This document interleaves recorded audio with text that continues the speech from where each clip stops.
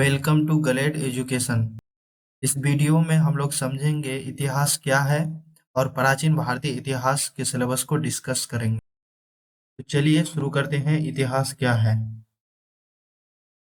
इतिहास का शाब्दिक अर्थ है बीती हुई कहानी, जिसमें अतीत की महत्वपूर्ण घटनाओं और उनके प्रभावों का वर्णन होता है। हम इतिहास को क्यों पढ़ते हैं? इतिहास हमारे वर्तमान और भविष्य को समझने में मदद करता है, इसलिए हम लोग इतिहास को पढ़ते हैं। भारतीय इतिहास को मुख्यतः 3 भागों में बांटा गया है। उनमें से प्राचीन इतिहास, मध्यकालीन इतिहास और आधुनिक इतिहास। अब हम लोग यहाँ से देखेंगे प्राचीन इतिहास में क्या पढ़ना है। इसका सिलेबस को हम लोग डिस्कस करेंगे। पहला चैप्टर है पाषाण काल, उसके बाद है सिंधु घाटी सभ्यता, फिर उसके बाद है वैदिक सभ्यता, उसके बाद है महाजनपद, बौद्ध धर्म, जैन धर्म, मगध का उत्कर्ष। मगध का उत्कर्ष में 4 महत्वपूर्ण राजवंश है, उन सभी को हम लोग डिस्कस करते हैं।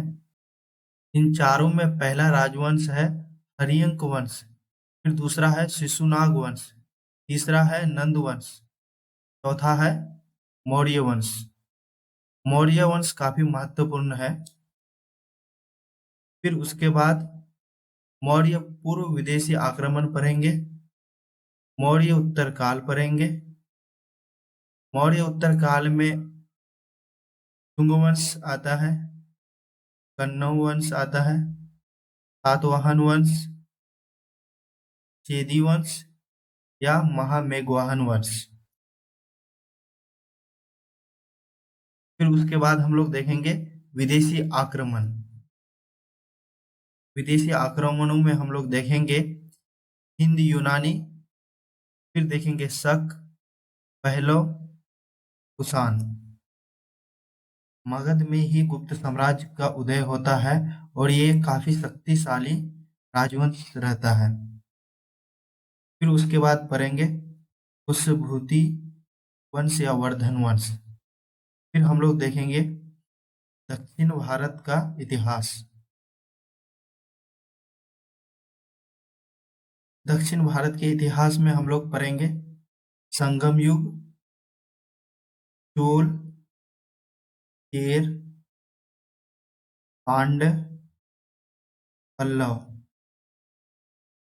फिर वातापी चालुक्य, वेंगी चालुक्य, उसके बाद राष्ट्रकूट, कल्याणी चालुक्य, पाल वंश, सेन वंश। इस वीडियो में हम लोग प्राचीन भारतीय इतिहास के सिलेबस को देखें। अगला वीडियो में हम लोग चैप्टर वाइज प्राचीन भारतीय इतिहास को कंप्लीट करेंगे।